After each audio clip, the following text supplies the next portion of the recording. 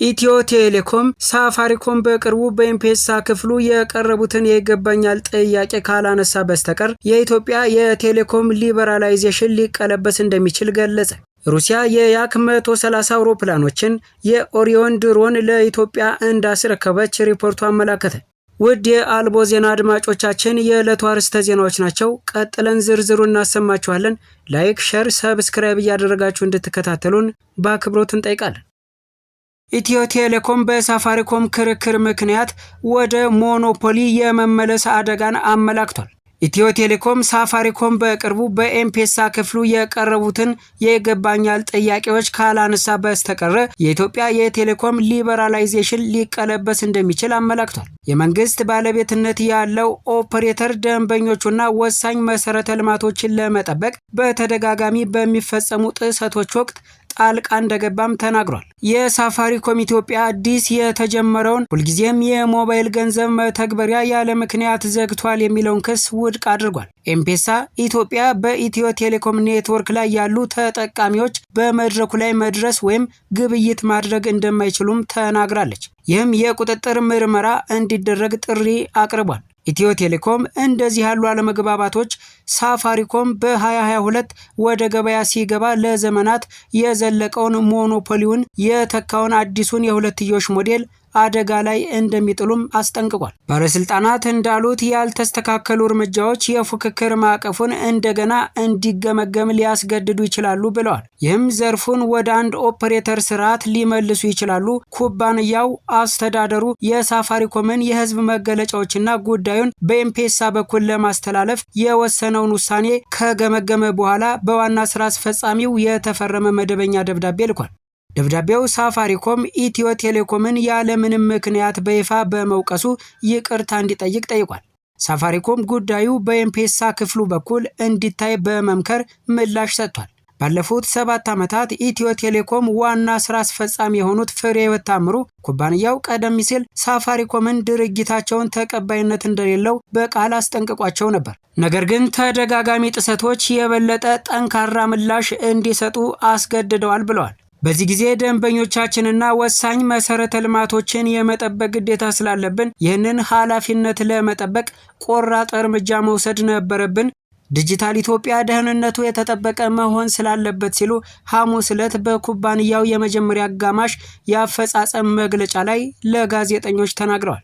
የሳፋሪኮም ድርጊቶች ከዓለም አቀፍ ደረጃዎች ጋር የሚጣጣሙና የገበያ ምግባርን አላግባብ መጠቀም እንደሆኑ አክለው ገልጸዋል። እንደ ኦፐሬተሩ የተፎካካሪዎችን ደንበኞች በራሱ ውሳኔ ሊጠቀም የሚችልበት ዓለም አቀፍ ምሳሌ የለም። ኦፐሬተሮች መጀመሪያ አስፈላጊውን ዲጂታል መሰረተ ልማትና ስርዓቶችን ማቋቋም አለባቸው። የገበያ ነጻነት ከኋላ ያለው ምክንያት ይሄ ነው። ነገር ግን ከተፎካካሪው ይህንን እያየን አይደለም ብለዋል። ሳፋሪኮም ይቅርታ ቢጠይቅም ዋና ስራ አስፈጻሚው ኢትዮ ቴሌኮም ደንበኞችን ከተፎካካሪው ጋር እንደማያጋራ ተናግረዋል። ይልቁንም የገበያ ደንቦችንና ዓለም አቀፍ ደረጃዎችን በሚያከብሩ ተነሳሽነቶች ላይ ለመተባበር ፈቃደኛ መሆኑንም ተናግረዋል። የኢትዮጵያ የቴሌኮም ዘርፍ ለረጅም ጊዜ በመንግስት ባለቤትነት በተያዘው ኢትዮ ቴሌኮም ቁጥጥር ስር ነበር። ይህም ሁሉን ቋሚ መስመር፣ የሞባይል ኢንተርኔትና የዓለም አቀፍ የጌትዌይ አገልግሎቶችን የሚቆጣጠር ነው። ለብዙ 10 ዓመታት የተተገበረው የሞኖፖሊ መዋቅር መንግስት የህዝብ አገልግሎቶችን ለመደገፍ ገቢዎችን እየተጠቀመ በዘርፍ ላይ ስትራቴጂካዊ ቁጥጥር እንዲጠብቅ አስችሎታል። በ2022 መንግስት የሳፋሪኮም ኢትዮጵያን በመላ አገሪቱ ፈቃድ በመስጠት የቴሌኮም ገበያውን በከፊል ነፃ አደረገው። ይህም ኢትዮ ቴሌኮም ለዘመናት የዘለቀውን ሞኖፖሊ አቆመ። ሳፋሪኮም ኤምፔሳን ጨምሮ በሞባይል አገልግሎቶች ላይ በማተኮር ገባ። ይህም በሞባይል የፋይናንስ አገልግሎት ውስጥ በፍጥነት ታዋቂ ተጫዋች ሆነ። ሩሲያ የያክ 130 አውሮፕላን የኦሪዮን ድሮን ለኢትዮጵያ እንዳስረከበች ሪፖርት ገለጸ። ሩሲያ 6 የያክ 130 አሰልጣኝ የጦር አውሮፕላኖችን እና ቢያንስ 1 የኦሪዮን ፊልሚያ ድሮን ለኢትዮጵያ እንዳስረከበች የዩክሬን የመከላከያ ጣቢያ ዲፌንስ ኤክስፕረስ ዘግቧል። መሳሪያዎቹ በኢኖቬሽን ኤክስፕረስ 2026 የታዩ ሲሆን አውሮፕላኑ 2301 እስከ 2306 የሚል ምልክት የተደረገበት መሆኑን የሚያሳይ ምልክት አሳይቷል። ኦሪዮን ለመጀመሪያ ጊዜ ኤክስፖርት ማድረጉን ያሳያል። ኢትዮጵያ በ2030 የአየር ኃይሏን በእጥፍ ለማድረግና የአምስተኛ ትውልድ የፊልሚያ ስርዓቶችን ለመቀበል አቅዳለች ሲሉ ጠቅላይ ሚኒስትር አብይ አህመድ ተናግረዋል። ኢትዮጵያ ቀድሞውኑ ከቱርክ፣ ኢራንና ቻይና የመጡ ድሮኖችን ትቀበላለች። ሩሲያ ደግሞ የክራሱካ 4 የኤሌክትሮኒክስ የጦርነት ስርዓትን ጨምሮ ሌሎች መሳሪያዎችን አቅርባለች። የቤላሩስ ድሮኖችና ስርዓቶችን በኢትዮጵያ ውስጥ እየተሞከሩና ጥቅም ላይ እየዋሉ ሲሆን የጋራ የመገጣጠሚያ መገልገያዎችን ለማመቻቸት አቅደዋል። ሩሲያ እስከ 6 የያክ 130 የላቀ አሰልጣኝና ቀላል የፊልም አውሮፕላኖችን እንዲሁም ቢያንስ አንድ የኦሪዮን ፍልሚያ ድሮንን ለኢትዮጵያ እንዳስረከበች የዩሮን መከላከያ ህትመት ዲፌንስ ኤክስፐርት ዘግቧል። ህትመቱ በጥር 27 ቀን በቢሾፍቱ የአየር ማረፊያ በተካሄደው የ2026 የአቪዬሽን ኤክስፖ ወቅት አውሮፕላኑና ድሮኑ መታየታቸውን ዘግቧል። ከዝግጅቱ የተገኙ ምስሎች የያክ 130 ጀቶች ከ2301 እስከ 2306 የኋላ ቁጥሮችን እንደያዙ ያሳያል። በሩሲያ የመከላከያ ኢንዱስትሪ የተመረተው ያክ 130 በዋናነት ለፓይለት ስልጠና የተነደፈ ቢሆንም ቀላል የውጊያ ተልዕኮችን የማካሄድ ችሎታ አለው። እንደ ዲፌንስ ኤክስፕረስ ገለጻ የኦሪየን ሰው አልባ የአየር ላይ ተሽከርካሪ በኢትዮጵያ መታየቱ የሩሲያ የተሰራውን ስርዓት ለመጀመሪያ ጊዜ በይፋ የተረጋገጠ ኤክስፖርት እንዲሆን ያደርገዋል። ኦሪዮን በዩክሬን ጦርነት ወቅት በሩሲያ ኃይሎች አልፎ አልፎ ጥቅም ላይ የዋለ መካከለኛ ከፍታ ያለው ረጅም ጊዜ የሚቆይ ድሮን ነው። ሪፖርቱ እንዳመላከተው ኦሪዮን በኢትዮጵያ እያደገ የመጣውን የድሮን ክምችት ይጨምራል። ይህም የቱርክ ቤይራክታር ቲቢቱና የአኪቺ ድሮኖች፣ የኢራን ሞሃጃር 6 ስርዓቶችንና የቻይና ክንፍ ሉንግ የተባሉትንም ያካትታል። ከአቪዬሽን ባሻገር ዲፌንስ ኤክስፕረስ እንደዘገበው ሩሲያ በቅርብ ዓመታት ውስጥ ለኢትዮጵያ ወታደራዊ መሳሪያዎችን ማቅረቧን ቀጥላለች።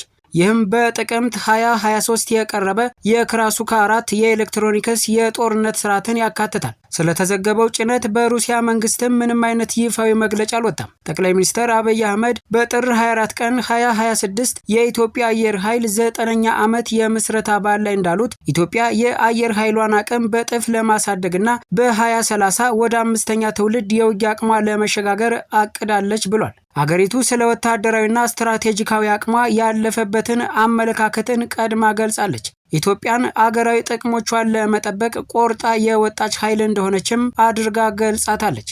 ጠቅላይ ሚኒስትር በሰጡት አስተያየት ለክልልና ለዓለም አቀፍ ተዋናዮች የኢትዮጵያ ሉዓላዊነትና ስትራቴጂካዊ ጥቅሞችን ከመቃወም እንዲቆጠቡ ማስጠንቀቂያ ሰጥተዋል። የኢትዮጵያን ቀጣይነት ያለው ወታደራዊ ዘመናዊነት ከእርጅና መድረኮች ጋር በማነጻጸር የኢትዮጵያን ስትራቴጂካዊ አቋም ለማዳከም የሚደረጉ ሙከራዎች እንደማይሳኩም ጨምረው ገልጸዋል። አክለውም የተራራቁ ተዋጊ ጀቶችንና አዳዲስ ቴክኖሎጂዎችን በመጥቀስ እንደ ሚጂ 21 ባሉ አሮጌ ስርዓቶች አሁንም ተጣብቀው ያሉ አገሮች ስለ ኢትዮጵያ ያላቸውን ግምት እንደገና መገምገም እንዳለባቸው ተናግረዋል። አገሪቱ ትናንት ላይ እንደማትቆም አጽንኦት ሰጥተዋል። ይህ በእንዲህ እንዳለ የቤላሩስ ድረገጽ ወታደራዊ ኢንዱስትሪ ኮሚቴ ጠቅሶ እንደዘገበው የቤላሩስ ሰው አልባ የአየር ላይ ተሽከርካሪዎች ስርዓቶችና በኢትዮጵያ የተፈቱ የኤሌክትሮኒክስ የጦርነት መሳሪያዎች በክልሉ ውስጥ የውጊያ ግዴታቸውን እየተወጡ ነው ብለዋል። በሪፖርቱ መሰረት የኢትዮጵያ ጠቅላይ ሚኒስትር አብይ አህመድ በጥር 23 በተከፈተው የኢኖቬሽን ኤክስፖ 2026 የቤላሩስ ኤግዚቢሽንን ጎብኝተዋል። በዛም የክልሉ ወታደራዊ ኢንዱስትሪ ኮሚቴ ሊቀመንበር ዲዝሚትሪ ፓንቱስ ስርዓቶቹን አሳይተዋቸዋል። እነዚህ አይነት የጦር መሳሪያዎችና ወታደራዊ መሳሪያዎች በኢትዮጵያ ግዛት ውስጥ ሙከራ የተደረገላቸው በተሳካ ሁኔታ ራሳቸውን አረጋግጠዋል። እናም በክልል ውስጥ ደህንነትን ለማረጋገጥ የውጊያ ግዴታቸውን እየተወጡ ነው ሲል ኮሚቴው በጋዜጣዊ መግለጫው አስታውቋል። ሪፖርቱ በኤግዚቢሽኑ ላይ ለታዩት ወታደራዊ መሳሪያዎች የጋራ የመሰብሰቢያ መገልገያዎችን ለማቋቋም እቅድ እንዳለው አክሏል። ፓንቱስ ከኢትዮጵያ የመከላከያ ሚኒስትሮች አይሻ መሐመድና ከጀነራል ኢታማዦር ሹም ፊልድ ማርሻል ብርሃኑ ጁላ ገላልቻ ጋር ስብሰባዎችን አድርጓል።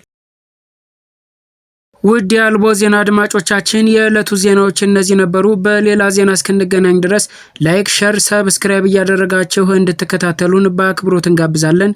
መልካም ቀን።